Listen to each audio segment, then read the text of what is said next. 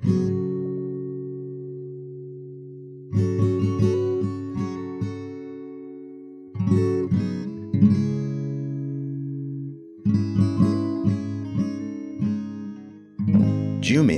is the largest e-commerce company operating in Africa and is sometimes called Africa's Amazon. It also, very recently, in mid-April of 2019, launched an IPO, an initial public offering, on the New York Stock Exchange, meaning they started selling common stock to anyone who wanted to buy it. A big step for any company, and a rarity for the NYSE, at least, for a company that operates primarily in 14 African countries. This operating range would typically limit their exposure to larger, more moneyed international markets, but that launchpad has been enough to gain them unicorn status, $1 billion or more in IPO valuation, which is still a quite rare thing in any region.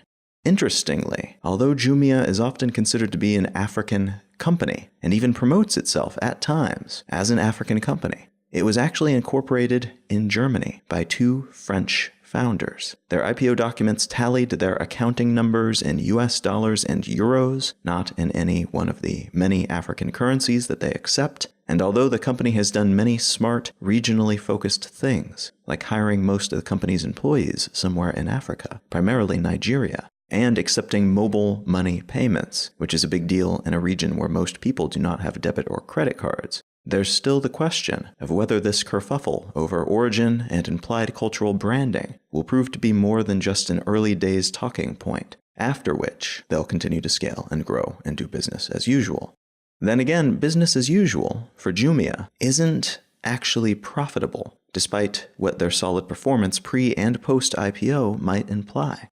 Jumia's sales increased by 40% in 2018, reaching about $147.3 million in sales. But the company has losses totaling around $1 billion, which have been accumulating since their founding in 2012. On top of that, Jumia is attempting to, more or less, build out an entire industry rather than just a business. The world of online commerce absolutely exists throughout Africa and has for some time, but it's still relatively small there compared to other markets. And the reasons for this are many and disparate, but a good number of them tie back to some of the fundamental issues found in the infrastructure throughout most African countries.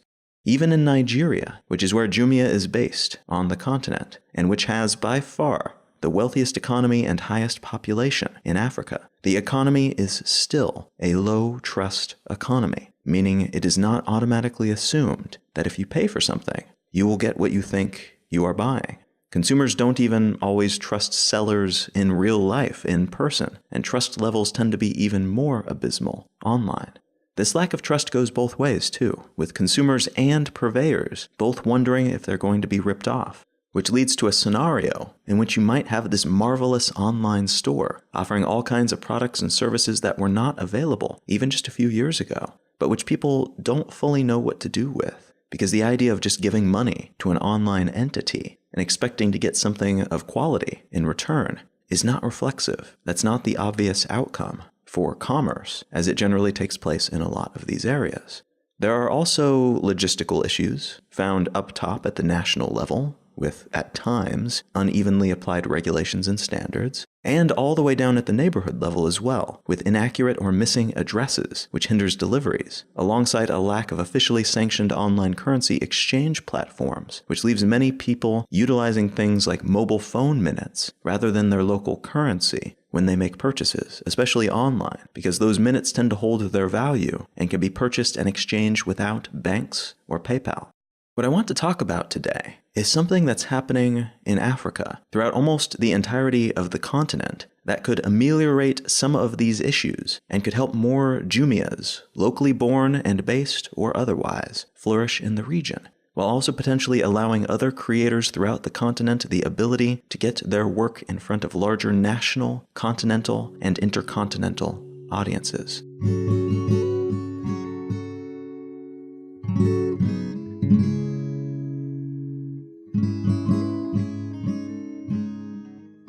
You are listening to Let's Know Things. I'm Colin Wright. For the past month or so, we've been undertaking a drive to try to get up to 200 patrons on Patreon, When we started, we were at just under 130, and as of the moment that I am recording this, there are 173. We are getting very, very close to that goal, and as soon as we do reach 200, I will begin producing an additional extra podcast episode each month. And anyone who is a patron at any level will receive that additional episode in their Patreon feed. So if that sounds interesting to you, if you have been enjoying this podcast and are looking to contribute and have been thinking about it but haven't gotten around to it yet, now would be an amazing time to do that, just in terms of helping the show grow, but also in terms of helping us reach this milestone. So if you would like to contribute to the show in that way, you can do so at patreon.com/letsknowthings. All right, let's get back to the show.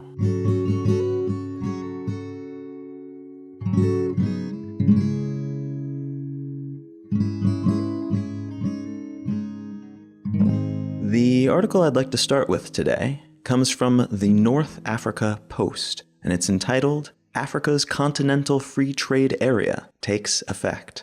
The African Continental Free Trade Area, or AFCFTA, is a proposed trade organization that would be made up of countries on the African continent and would involve dropping or simplifying certain barriers to trade that currently exist between these nations. This trade organization was proposed by the African Union, which is a continental union much like the European Union, a collection of nations on a particular continent that have formed a metanational body to work out issues and figure out ways to work together. And the African Union is made up of 55 different countries.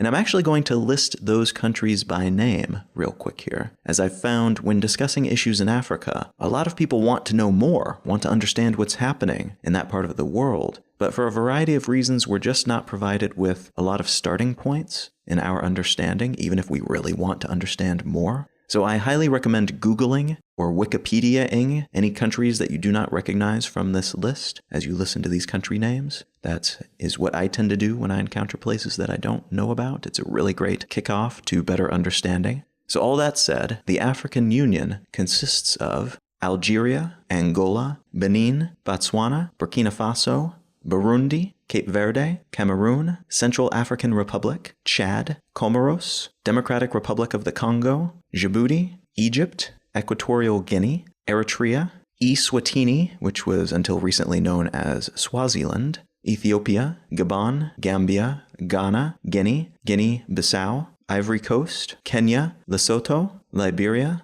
Libya, Madagascar, Malawi, Mali, Mauritania, Mauritius, Morocco, Mozambique, Namibia, Niger, Nigeria, Republic of the Congo, Rwanda, Sahrawi Arab Democratic Republic, São Tomé and Príncipe, Senegal, Seychelles, Sierra Leone, Somalia, South Africa, South Sudan, Sudan, Tanzania, Togo, Tunisia, Uganda, Zambia, and Zimbabwe. Like the EU, the AU has elections and official positions, it has a purpose statement and a collection of objectives, and a lot of its activities revolve around trying to solve problems on the continent, ranging from the ongoing AIDS pandemic to rampant corruption of various flavors, and civil wars and abuses from external parties, often larger countries trying to, or successfully managing to, use local governments or non-government entities as pawns in larger international conflicts or economic strategies.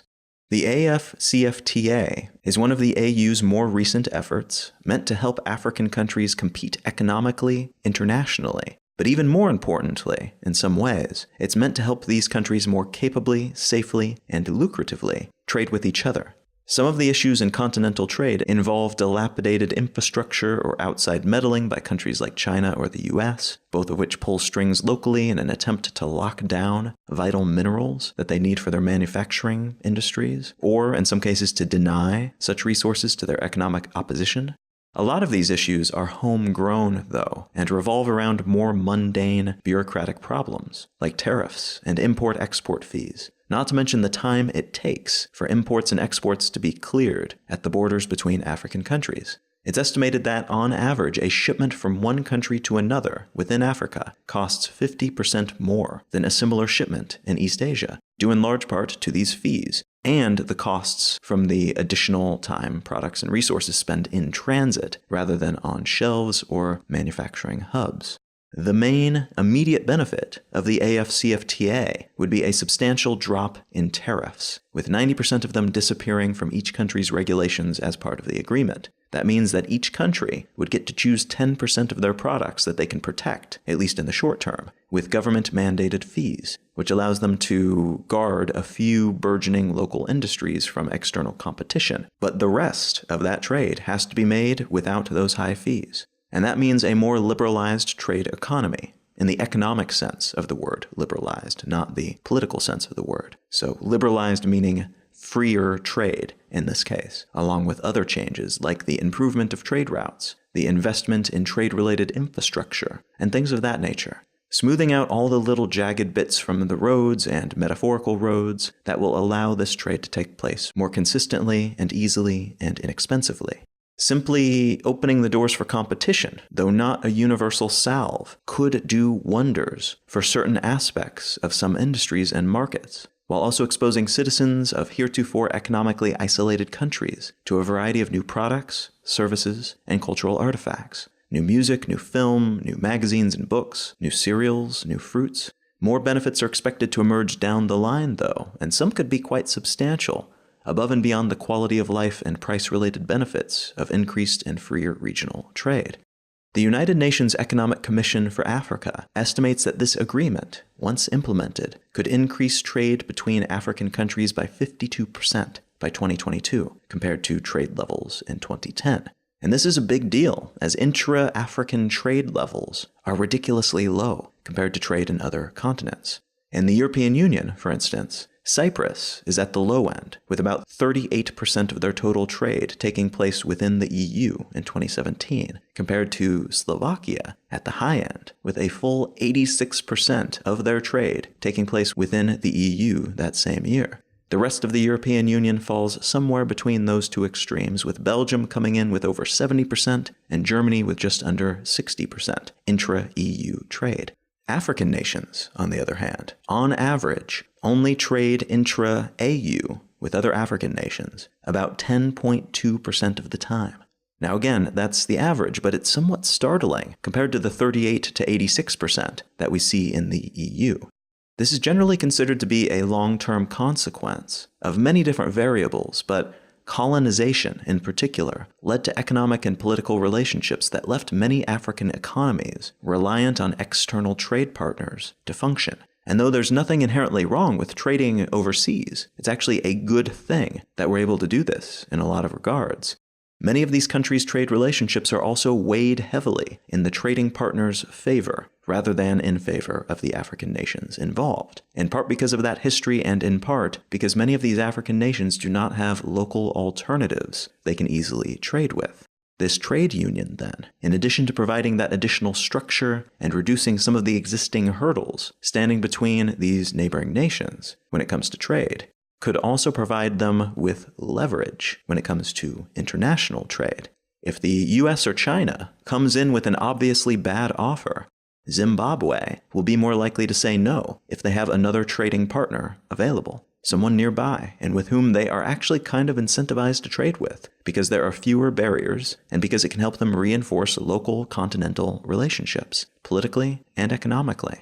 So the African Continental Free Trade Area has the potential to both balance international trading books, at least a bit, and to pave the roads, literally in some cases, but also figuratively, between the countries in this area, making it a lot easier for them to trade with each other, and in turn, hopefully, allowing them to benefit from the secondary consequences that emerge from such systems, like the tighter-knit relations between historically querulous regions, and increased local and international investment, due to the perceived stability of a region with sturdier economic foundations and reinforced infrastructural fundamentals.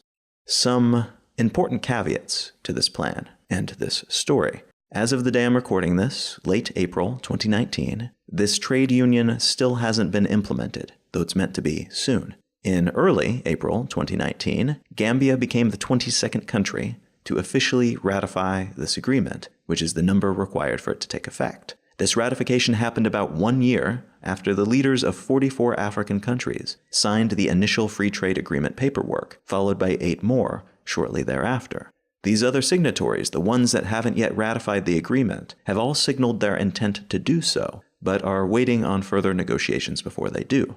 Those negotiations are meant to conclude in January of 2020, at which point, presumably, the whole of the deal will be worked out, and the whole of the 52 countries who are invested in this deal will have ratified it, or will be prepared to do so before it comes into effect. Notably, there are 3 countries in the African Union, Nigeria, Benin, and Eritrea, that have declined to sign this agreement. It's unclear at this point why this is the case, but Nigeria, the continent's largest economy and largest population, is thought to be negotiating with labor unions to see if they can eventually make it work. Some other countries, like South Africa, have also indicated that while they have not ratified the trade agreement quite yet, they are in favor of it. They just want to make sure that they dot all their I's and cross all their T's. There's a lot of legal maneuvering that goes into making something like this a reality, especially when you consider the different governmental setups of all the countries involved. It's a lot, and it's remarkable that it's gotten this far this quickly, to be honest. If everything goes through, as it seems like it might, by early 2020, the world will have a new, massive free trade area, and potentially, within the next decade, a newly powerful, at least relative to now, block of countries that are more capable of broadcasting their culture and norms, not to mention selling their services and wares around the world. Reinforcing local economics in this way, historically, has allowed those who are part of such groups to redouble their efforts externally, globally, as well. It's not all sunshine and roses, of course. There are a lot of unknowns here, and there's a chance that this could prove to be a fruitless exercise, derailed by corruption, by mismanagement, by honest missteps, or active maliciousness. There are a lot of historically potent antagonisms in every corner of the world. But there are parts of Africa that give all the others a run for their money, in part because of just how much history there is, more than any other continent since, humanity began in Africa. And with that sprawling history comes complexity and issues, and a lot of variables that could make or break this new effort.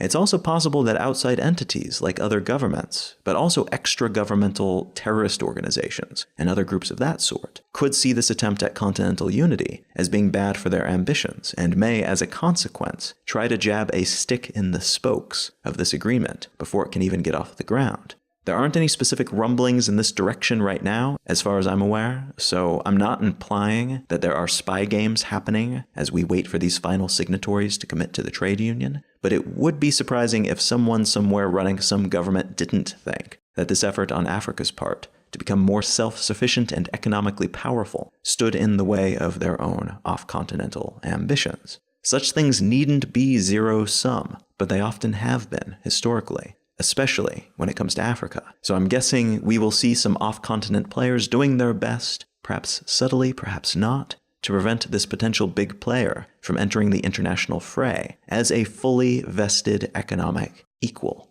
Which brings me to the wider context of this story. I read that list of African Union country names earlier because I find whenever I read about politics or economics or history, when it comes to the African continent, that I'm severely ignorant about so much of what happens there. It's nuts that there should be countries in the world, entire countries, that I know so little about, or in some cases, that I don't even recognize their name when I hear them. It's not the consequence of an active effort by the US or European educational system to keep us ignorant of such things, I suspect, nor is it a conscious dismissal or insult by much of the global news media, who are doing their best to report on a million things all at once, all the time, from everywhere. It is a consistent enough thing, though, that news, real news of the kind we see coming from every other continent in the world, with the exception, generally at least, of Antarctica, we receive all this information all the time from everywhere except this one continent. And when we do hear about what's happening in African nations, it's typically tragedy. It's a typhoon, it's a holocaust or a civil war. It's poverty and disease and general horribleness. It's the type of information that evokes pity, not curiosity or respect. It's the kind of news that makes us wonder how this place, this one part of the world, got shafted so badly. And although there are horrible things that happen in this part of the world, just as there are in any part of the world, that slant towards certain types of information is unique. And there are a lot of historical reasons for our intellectual apathy when it comes to this region and the people who live there, I think. It's an uncomfortable thing to think or to talk about, the history of abuse, of dehumanization, of enslavement, of massacre. It's difficult to talk about or think about or report on with anything approaching nuance, because the wounds are still very fresh, and the consequences of everything that's happened in the area, instigated by forces from around the world with repercussions that have reached around the world as well. Those consequences are still felt in a very practical and noticeable way today, throughout global society, by individuals, and baked into different pieces of our international relationships and laws and structures. There's also a cultural gap, in addition to the historical one, that can make reporting upon or even discussing this part of the world quite difficult for those who do not come from it. Before European conquest and colonization, it's thought that there were in the neighborhood of 10,000 different states and other political regions in Africa, many of which included multiple tribes and cultures who themselves had their own practices, traditions, rituals, and beliefs. Africa is literally where history began, with some of the oldest known civilizations like ancient Egypt, Carthage, and Nubia, among many others, surrounded by smaller but still greatly influential cultures like the Kingdom of Ife and the Berbers, which came along later. And these civilizations served as intellectual and cultural hubs for the world in various ways at different points in history. So in addition to the uncomfortable recent history realities that we must face if we're to discuss what's going on in Africa with anything approaching nuance and context, we also have to consider the incredible intricacies and cultural richness of this region. Again, this is something that can be said of any place to some degree, but Africa as a continent is the example, the first, the original of so many things, that any complexity we might find elsewhere will almost certainly be more so in this part of the world because of its very nature. And on top of all of that, there's a good chance we don't hear much from this part of the world, from these nations, because they are not as wealthy, and therefore not as influential in the global economy as the countries and cultures that we do tend to hear a great deal about.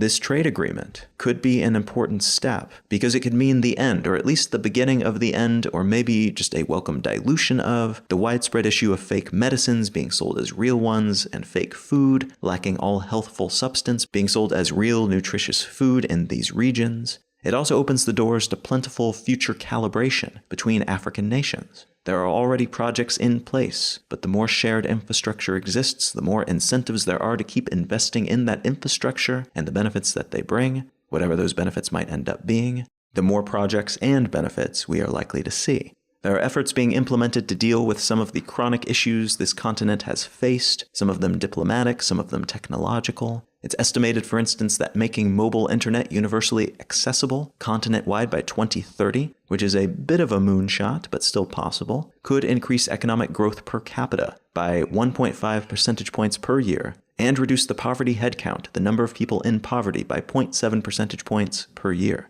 And this trade extension effort, if implemented effectively, and if it's not hamstrung by internal or external corruption or other negative influences, could prove fundamental to these other efforts. It could allow locals and local governments to amplify their capabilities in whichever direction they might want to aim them.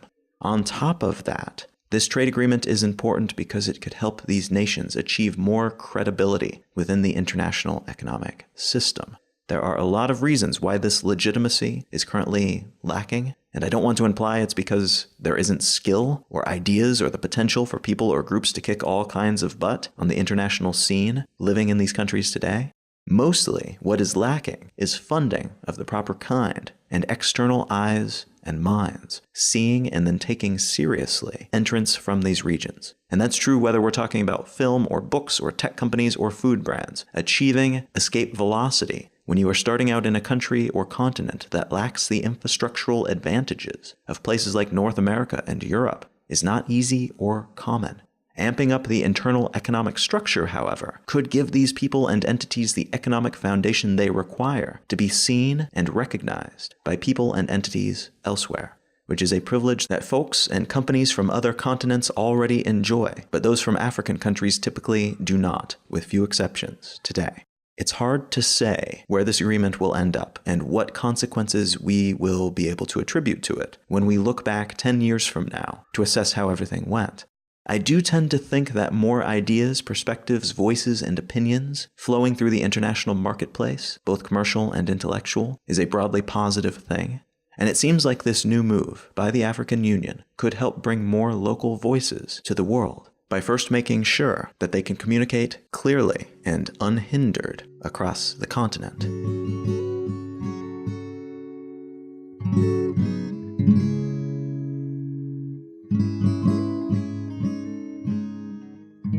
So after about 3 years of producing this podcast, I am finally thinking about scaling it up a little bit, trying to make sure I can invest the requisite time in it to continue to do it as well as I'd like to do it, and also to allow myself to think about new directions I could go. But first and foremost, I'd like to produce an additional episode of the show each month. And once I reach 200 patrons on Patreon, that is exactly what I will begin to do. I put out the call to try to reach that goal at the beginning of April. It is now the end of April, and we've gone from just under 130 patrons all the way up to 173, which is just incredible. We are getting very, very close to the point where I can justify taking that additional time and making an additional patron-exclusive episode. So everyone who is a patron at any level, so $1 a month or $4 a month or 10 or 20, whatever you can afford, whatever you don't mind contributing, your patronage is appreciated regardless, and it will net you a call to action free version of the show and an additional episode of the show each month. I'm very, very excited about this. I cannot wait to get started on those additional episodes. And I feel absolutely wonderful that there are people out there who are enjoying the show enough to contribute when they do not have to. That is absolutely astounding to me. And I appreciate every contribution of any shape and size. Thank you so very much to everyone who's already contributed to the show in some way. And if you've been thinking about it and waiting for the right time to begin contributing in some way, this would be a perfect moment to do so. The newsletter that I'd like to recommend today is actually very relevant to this topic, to this episode. It comes from one of my favorite publications, Quartz. That's Quartz, Quartz. I find them to be generally very good sources, especially for topics that fall under their current list of obsessions. Other publications tend to have beats. There's the crime beat and there's the sports beat and things like that. Quartz has obsessions, and one of their obsessions is Africa. And as a consequence, they tend to have some of the better African reporting, both original and curatorial, on their website. And so if you go to qz.com/Africa, you will find their reporting on the region, which curates a whole lot of the best reporting that is taking place in the excellent on-the-ground publications in these different countries. But you can also sign up for the Quartz Africa Weekly Brief, which is one of my favorite newsletters to read every Sunday. It's essentially a summary of what they've been reporting on the Quartz Africa website that week. And it's typically put together by somebody who is in Africa. It's a really well put together summary along with analysis and assessment of what is happening on the continent each week. So if you're looking to get a start just to see what's happening, if you're looking to dig a little bit deeper and learn a little bit more about the culture and current events of some of these countries in the African Union, this would be a great way to start. That is the Quartz Africa Weekly Brief newsletter, and you can find that and all of Quartz's reporting at qz.com/Africa. You can find out more about me and my work at Colin.io. You can find my blog at exilelifestyle.com, and you can find the show notes for this episode and every episode of this podcast at letsknowthings.com. You can find out where I will be speaking next on the speaking tour that I'm currently on at becomingtour.com. And you can find my advice column about life at somethoughtsoboutliving.com. You can feel free to ask me a question there too if you have something that you are curious about. Feel free to reach out and say howdy on your social network of choice. I'm on Instagram and Twitter at Colin is my name. Thank you so very much for listening. I am Colin Wright, and I'll talk to you again next week.